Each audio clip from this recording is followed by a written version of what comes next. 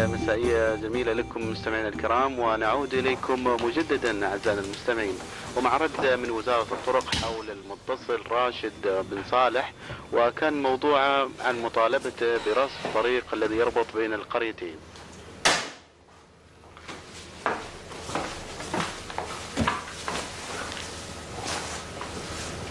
يا شطيط، تراك اذيتنا بهذا المذياع اللي عندك. هذا مكان شغل، ما مكان تسمع فيه برنامج الحل عندنا. وانت ايش لك؟ انا بغيت اتصل فيهم بهذا البرنامج، بغيت اقول مسوي لهم طب عند عيال صغار والسيارات خري وري مصيبه. انت ليش بلدت؟ صدقوا انا بعد اريدهم يسووا لي ناره قدام بيتي. عندي يوم زوجتي عجوز ونظرها ضعيف، كل ما تطلع من بيت مره تصدم احطبه الكهرب ومره تتاثر بحصى. صدقوا مره عرقلتها مربعه وطاحت على وجهها مسكينه. والله زين، الوزارات فاضت لكم، ما تبيوها تسوي لكم كل واحد بيت بعد؟ اسكت انت اسكت، خلك في شغلك، خلينا نسمع الراديو.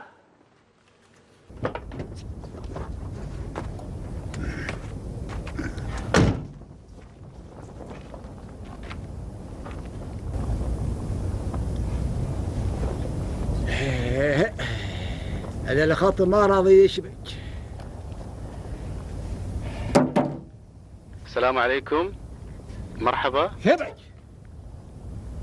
مرحبا مرحبا اخوي، من معك؟ مقدم برنامج الحل عندنا، تفضل. مرحبا الساعة. انتوا الله يهديكم، اللي يعصب عليكم نروحكم تتصلوا فيه. صادق اللي يسمي برنامجكم الحل عندكم. مرحبا مليون ترحيب على هالبرنامج الطيب اللي يلبي وما يبخل على حد. من معي عفوا؟ اسمي طويرش بن